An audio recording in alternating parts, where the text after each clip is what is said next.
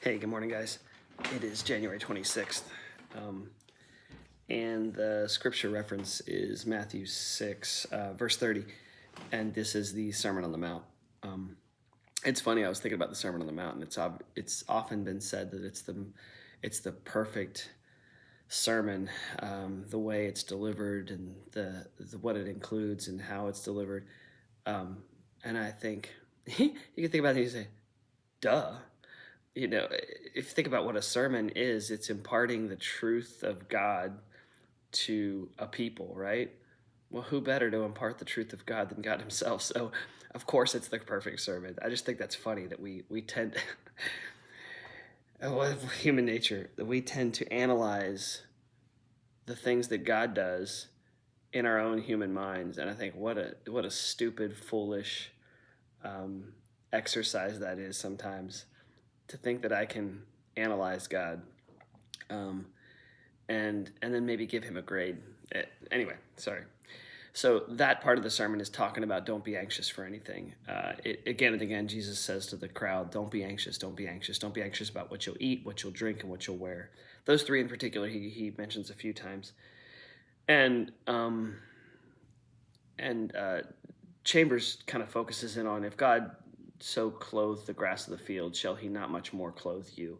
If he takes care of the grass, then won't he take care of you? If you just rely on him, trust in him, and don't think about, don't worry and be anxious about those things, those just needs that you have.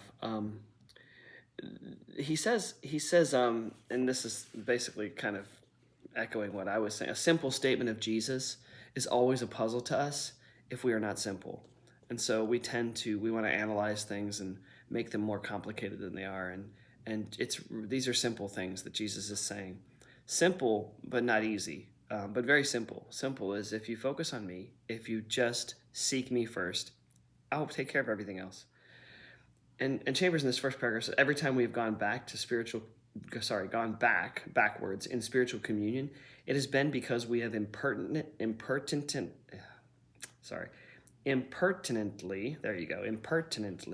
known better than Jesus Christ. So again, thinking that we can figure things out because God can't take care of them or won't take care of them. It's either one of those two. Lack of faith is grounded in one of two things. We either think God can't or God won't. Okay, so I think that God can't is an easy one if you understand and believe the miracles of Scripture and what all God did, creation, for one, making something out of nothing, and so I think most of us don't lack faith because we believe God can't. I think maybe we lack faith because we believe He won't, or we don't believe He will. And so I think Jesus here in the Sermon on the Mount is kind of telling us, you're off. You misunderstand.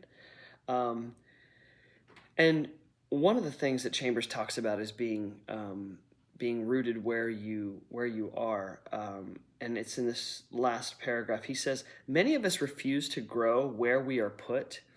Consequently, we take root nowhere. And I think that is let me read that again. Many of us refuse to grow where we are put. Consequently, we take root nowhere. We're so busy trying to figure things out that we don't stop and just grow where we are. Yeah, I'll leave that there. I just think it's a common weakness in mankind, is to busy, at the expense of being productive. Busy at the expense of being productive. And it happens in the Christian life as well. Busy at the expense of being productive. He wraps up with, consecration means the continual separating of myself to one particular thing. And this is interesting. He says, we cannot consecrate once and for all. It is not a one-time thing. We cannot consecrate once and for all. Consecration means the continual separating of myself to one particular thing, and that is a focus and a total reliance on God. Am I continually separating myself to consider God every day in my life?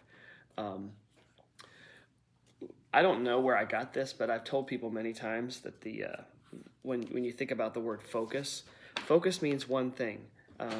Focus is, and if you think about it this way, sometimes it's an easier way to kind of wrap your head around it. Focus is elimination.